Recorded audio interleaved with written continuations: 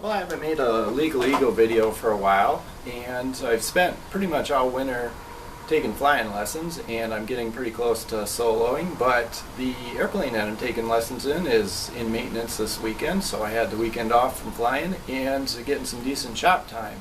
That the key is you've got to get a lot of projects going at once. And a big one for mine is actually taking flying lessons. That's taken up a majority of my relatively rare free time this winter. But this weekend, as we're getting some shop time, I've got 4 ribs that I've got to make yet. The 4 that fit on the inside of the wing with the extra piece around where the spar fits in.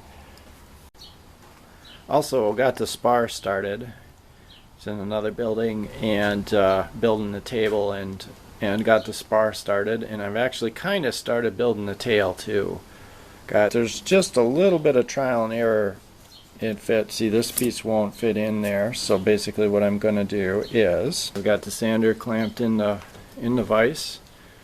I think that sander's as old as me. I remember my parents using that when I was a kid, but anyway.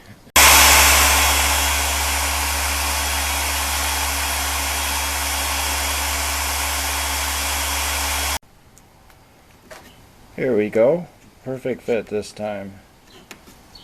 I'm being a real stickler with the tolerances on this stuff. Being new to all this, I figure that as tight as everything fits, that just has to be good. Okay, once I get all these pieces fit in here just perfect, it's time to get busy. I usually make sure I've got plenty of staples in the staple gun ready to go. And usually make sure I've got about 1 rib worth of glue poured out and ready to go.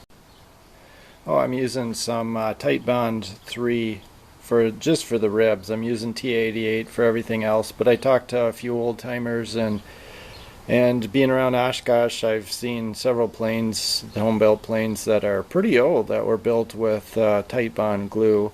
And I'm going to go with that for the ribs, and I'm going with T88 for the spar and stuff. I make sure everything is immaculately clean. I can't do that and take a picture at the same time, but that's what the paper towel is. I make sure everything is just utterly clean and dust free. And here's a gusset. I cut out all those by hand with the scissors, and no kit builds. I should have started with a kit, but I'm sure going to be able to say that every little part of this plane I cut out by my own hands with scissors or something not too sophisticated. Okay, I've got glue on both surfaces, on the inside of the gusset and on the joint where it goes. I usually even put a little glue on, let it soak in just a little bit, and put a little bit more on both surfaces. Once you do that, it's not too hard to understand where I'm going with this. Line it up to the pattern, and I'll show you the stapling process once I'm 100% sure I got it lined up.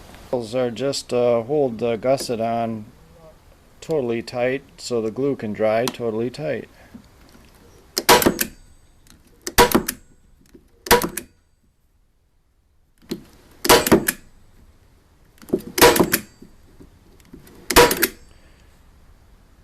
All those staples get pulled once everything dries to save weight.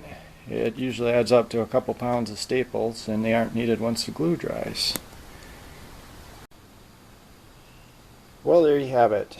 This is what the rib looks like while it's drying in the jig. Only 3 more to go. Again, these are the little bit different. They need the double pieces in here where it fits around the spar for the strut and the fitting to hold the wing to the airplane. 3 more to go. Next video will be the spar. I even like to do this. I put 2 2x4s on top to hold everything totally and utterly flat while it dries.